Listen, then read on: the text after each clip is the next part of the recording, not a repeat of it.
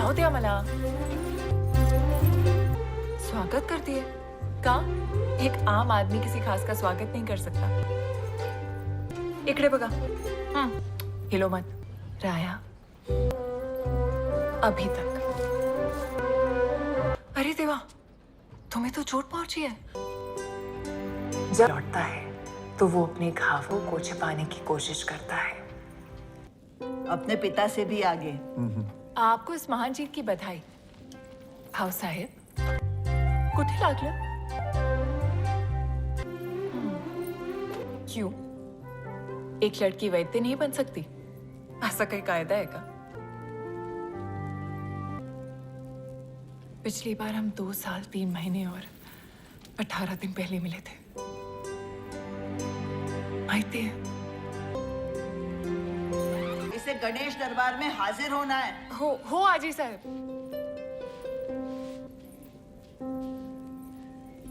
झालं.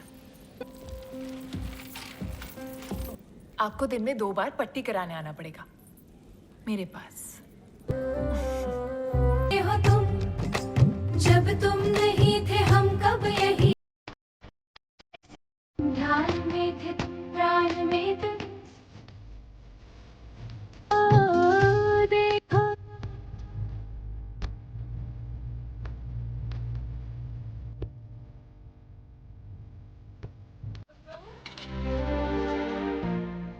मी येते. समजायचं काय? अब डोर तुम्हारे हाथ में नहीं है. वीके 108 उपवास रखे हैं मैंने, माहिती है? अब मैं तुम्हें कहीं और जाने नहीं दूंगी. तुम मेरे हो जाओगे, वो दिन दूर नहीं. दाखव, घाव भरायला लागलाय. अब क्या तभी मिलोगे जब अगला घाव लगेगा?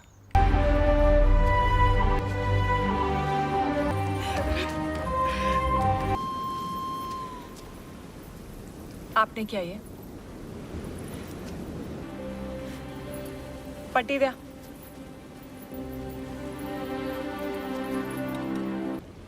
तुम्हाला माहिती है, जब मैं 11 साल की थी तब पहली बार पिताजी मुझे शनिवार वाड़ा ले गए. मैं नहीं जानती थी कि तुम कौन हो, क्या हो. मैं तो बस तुमसे प्रेम करने लगी. बाद में पता चला कि तुम पेशवा हो, लेकिन मेरे लिए तो तुम हमेशा सदाशिव थे. आज पता चला कि किसी का दर्जा कितना मायने रखता है. पेशवीन गोपिका बाई यही सोचती है ना कि मुझ जैसे छोटे वर्ग की जड़ी बूटी घोटने वाली लड़की शनिवार. तुमने भी मुझे इसी कारण से दूर रखा ना, हो ना?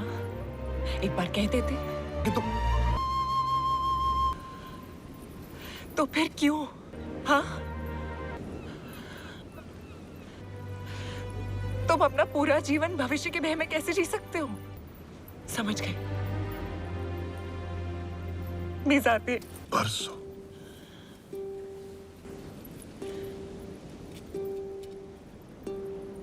खरंच.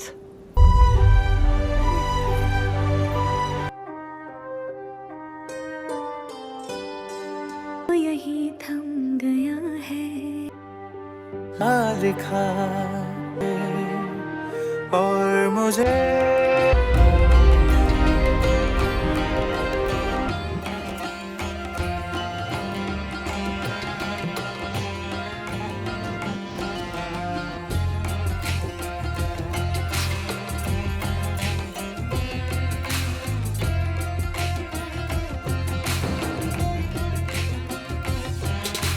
लगता है था लिखा तुम्हें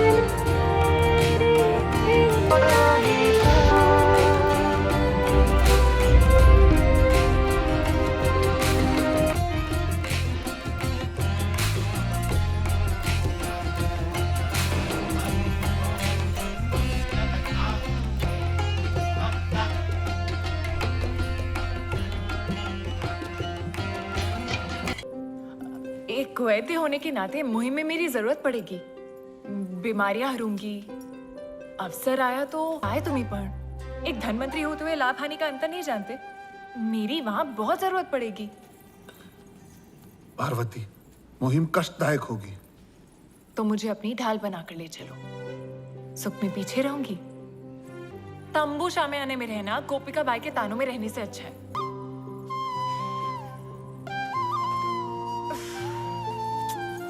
राया,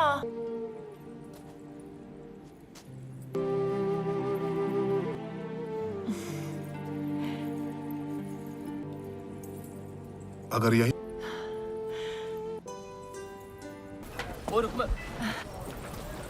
मंजी, ये सारी हमारी जरूरत की चीजें हैं राया। हाँ, ये सब साफ। और फिर इतना लंबा सफर है। कहा था लंबा सफर है, लेकिन धन्य आहात तुम। ये कहाँ रखो? मेरे सर वहां रख दो। हो भाई साहब।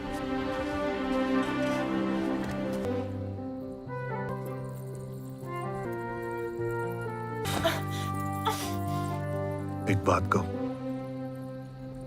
आज पहली बार समझ में आया कि अपना घर क्या होता है।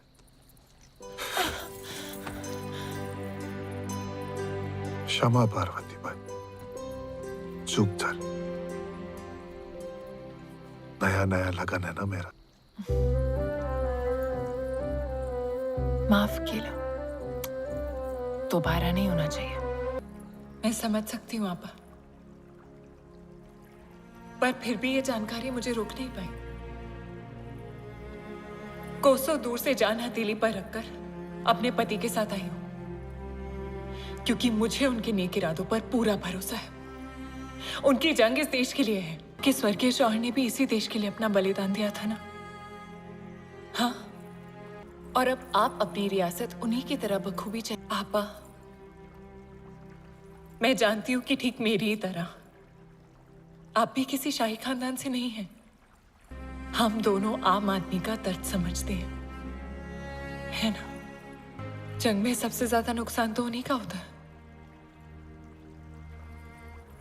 उन्हें बचाने के लिए हमें एकजुट होना ही पड़ेगा। 3000 बोरी मकई और चावल और 5000 सिपाही। मैंने सकीना आपा को पूरे समर्थन के लिए राजी कर लिया।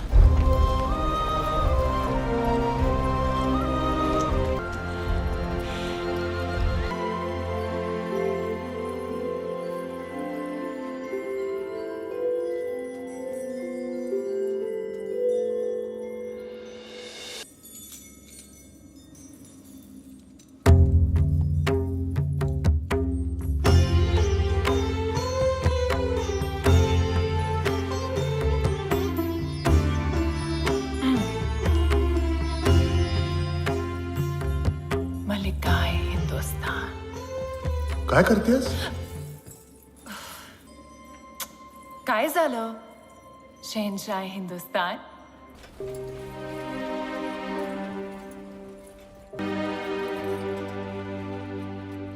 क्षमा करा रहा है, पर तुम्हें देने के लिए आज मेरे पास केवल यही है।